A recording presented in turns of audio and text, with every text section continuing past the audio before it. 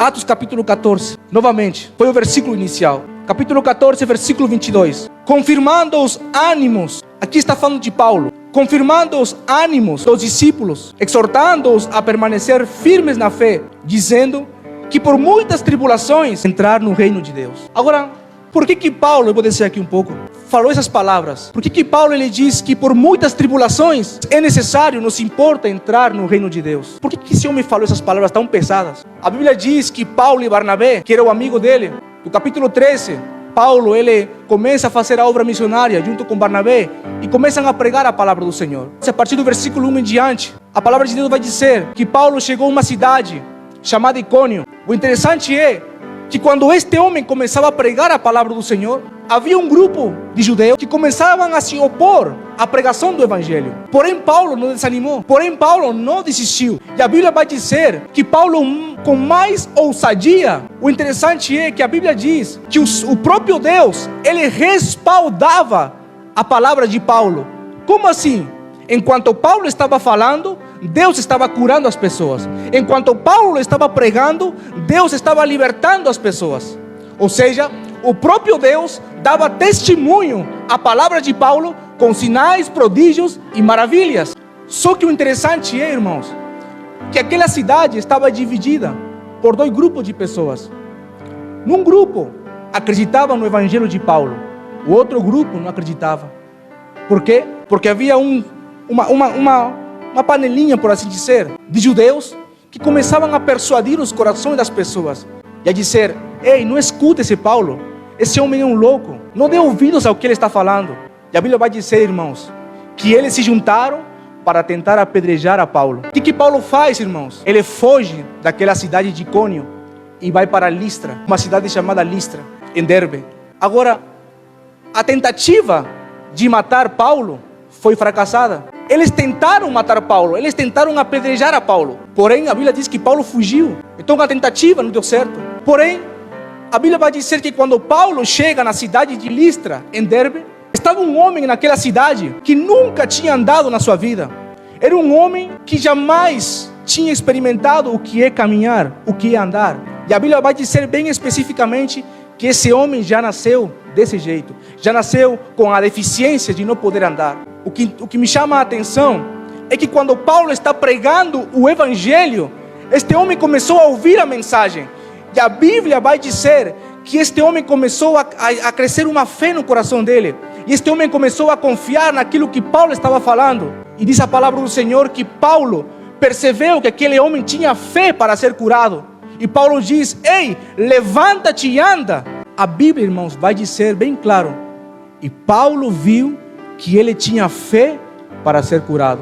Todos aqueles que já ministramos aqui na frente sabemos, quando alguém vem aqui na igreja com uma expectativa, há dois tipos de pessoas na igreja, irmãos: aqueles que esperam o seu milagre e aqueles que provocam o seu milagre. Esse homem tinha fé, Paulo percebeu. E o que me chama a atenção é que Paulo, em momento nenhum, chegou até ele, impôs as mãos sobre ele para ser curado. Paulo apenas proferiu a palavra e ele diz: levanta-te e anda. Agora, sabe o que esse homem fez? A Bíblia diz que esse homem, talvez fazendo força, não. A Bíblia diz que esse homem deu um pulo na hora, que ele começou a andar e a glorificar o nome do Senhor. E a palavra do Senhor vai dizer, irmãos, que quando as pessoas viram que esse milagre tinha acontecido, as pessoas começaram a louvar a Paulo.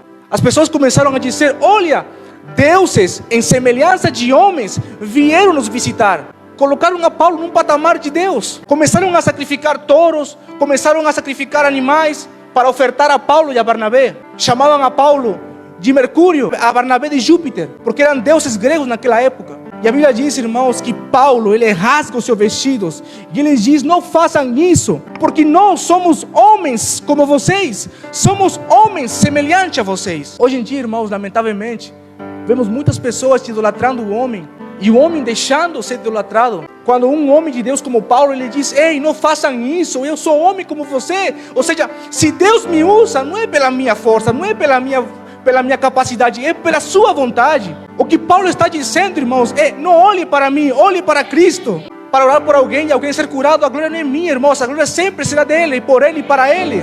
Então Paulo diz: ei, não façam isso, se arrependam, se convertam dos seus pecados. E aí Paulo começa a pregar para eles. Agora lembrem daquele grupo de pessoas que estava em Icônio, que começaram a persuadir a multidão daquela cidade.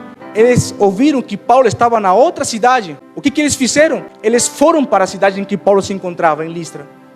E eles começaram a inflamar os corações daquelas pessoas. E o que me chama a atenção, irmãos, é que ali as pessoas acreditaram no que os judeus falaram e apedrejaram Paulo. Se na primeira vez foi apenas uma tentativa, na segunda vez tiveram êxito. Apedrejaram tanto Paulo, apedrejaram de uma maneira, irmãos, que a Bíblia diz que Paulo caiu como morto. O que me chama a atenção, irmãos, é que numa hora, Paulo está aqui, no seu auge, as pessoas idolatrando ele.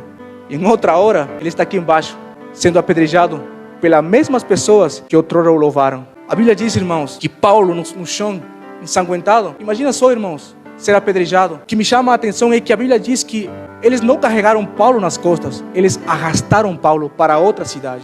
O apóstolo foi arrastado, porque estava apedrejado, foi arrastado para a cidade, para fora da cidade. E o que acontece, irmãos, é que os discípulos ficaram em volta dele. Paulo ficou no meio, ensanguentado, quase moribundo, quase morto. Os discípulos se juntaram ao redor dele. A Bíblia não diz, mas eu imagino, irmãos, que eles começaram a orar por Paulo. Eles começaram a clamar a Deus pela vida de Paulo. O que Paulo faz, irmãos? Paulo se levanta, sacode a poeira e continua pregando a palavra de Deus. Agora, o que Paulo vai falar para aquelas pessoas foi o que me fez chorar, irmãos. Eu quero que você veja o que Paulo fala para aquelas pessoas. No capítulo 14, versículo 20, é o que nós lemos. Versículo 19, perdão. Sobrevieram, porém, uns judeus de Antioquia. Capítulo 14, 19. Sobrevieram, porém, uns judeus de Antioquia e de Icônio, os quais, tendo convencido a multidão, apedrejaram a Paulo e o arrastaram para fora da cidade, pensando que estava morto. Mas rodeando-os, os discípulos, levantou-se e entrou na cidade. No dia seguinte partiu com Barnabé para Derbe, tendo anunciado o evangelho naquela cidade e feito muitos discípulos, voltaram para Listra, Icônio e Antioquia. Versículo 22. Confirmando os ânimos dos discípulos, exortando-os a permanecer firmes na fé, dizendo que por muitas tribulações nos é necessário entrar no reino de Deus.